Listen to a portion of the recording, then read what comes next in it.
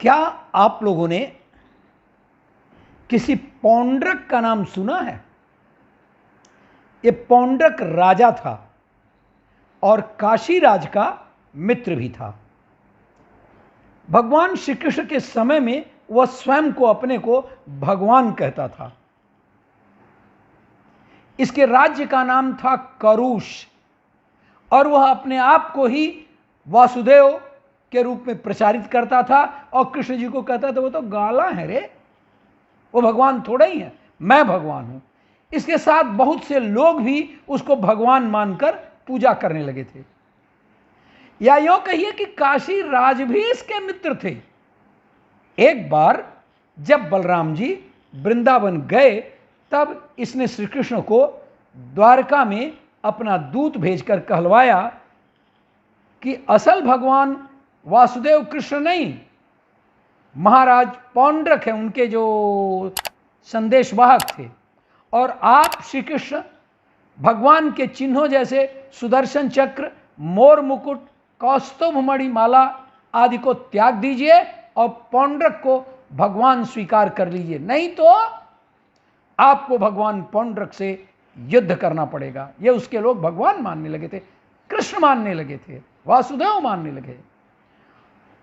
और पौंड्रक आपसे इस कारण कुपित है कि आप नकली हैं और वह आपका वध कर देंगे पौंड्रक। अब महाराज उग्रसेन की सभा द्वारका में सभी लोग उस दूत के इस विचार को जान करके हंस पड़े। क्या कहता है ये दूत? भगवान श्री कृष्ण ने भी उग्रसेन महाराज की राज्य सभा में ही पौंड्रक के दूत को कहलवा दिया कि मैं अपने चिन्हों को नहीं त्यागूंगा और शीघ्र ही आकर आपके महाराजा की युद्ध की अभिलाषा भी पूरी करूंगा और उनसे युद्ध करने पहुंचूंगा। दूत वापस चला गया और उसने भगवान श्री कृष्ण का संदेश अपने राजा पौंड्रक को दे दिया कि श्री कृष्ण ने आपसे युद्ध की चुनौती स्वीकार कर ली है और वह शीघ्र ही आपसे युद्ध हेतु आएंगे। पौंड्रक डरपोक नहीं था, एक बात था। इसके साथ ही भगवान श्री कृष्ण अपने रथ पर सवार होकर अपने सारथी दारुक को लेकर करुष राज्य की तरफ चल दिए युद्ध करने के लिए। इस समय पौंड्रक करुष से निकलकर काशी नरेश का मेहमान बना हुआ था।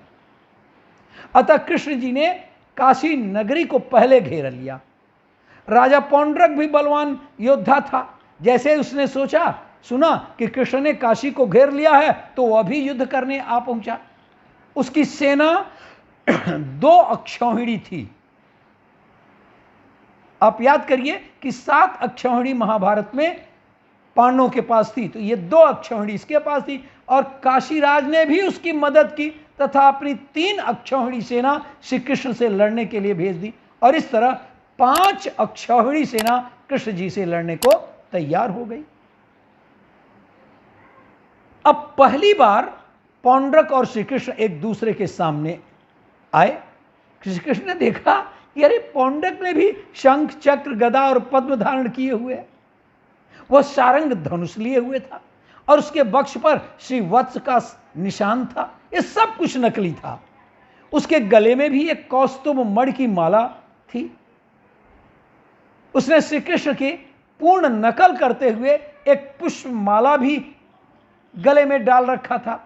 उसके रथ के ध्वज पर भी गरुड़ का चिन्ह था, जैसा कि श्री कृष्ण के रथ पर होता था। उसने सिर पर मूल्यवान मुकुट धारण किया हुआ था और कुंडल कानों में जगमग कर रहे थे। अर्थात वह बिल्कुल श्री कृष्ण का रूप बनाए हुए था और भ्रम पैदा कर दिया था लोगों में कि असली श्री कृष्ण वही है। अतः भगवान वह खुद है और कृष्ण मात्र ग्वाला है। श्री कृष्ण और पौंड्रक में युद्ध आरंभ हो गया। पौंड्रक के सैनिक श्री कृष्ण पर अनेकानेक आयुधों से हमला करने लगे। श्री कृष्ण ने पौंड्रक और उसके सैनिकों के समस्त अस्त्र काट दिए और अपने अस्त्रों के प्रहार से उसके रथ, हाथी, घोड़े, पैदल और सैनिकों को तितर बितर कर दिया। श्री कृष्ण के पक्ष के योद्धा भी पूरी शक्ति से युद्ध करने लगे।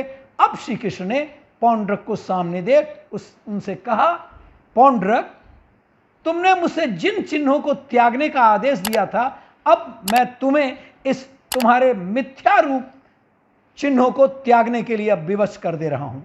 तुम चाहते थे कि मैं तुम्हारी शरण आ जाऊं, लो अब आपको यह मैं अवसर देता हूं कि यदि बचना चाहते हो तो मेरी शरण आ जाओ, नहीं तो मैं अब तुम्हारा वध कर दूंगा।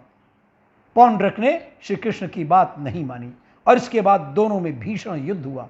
श्री कृष्ण ने चक्र सुदर्शन से पौंड्रक का सिर काट दिया और सिर काटकर काशी नगर में चौराहे पर लटकवा दिया। काशीराज भी इस कटे हुए सिर को श्री कृष्ण का ही सिर समझकर अपने मित्र पौंडक को का यशगान करते हुए युद्ध क्षेत्र में मिलने आया।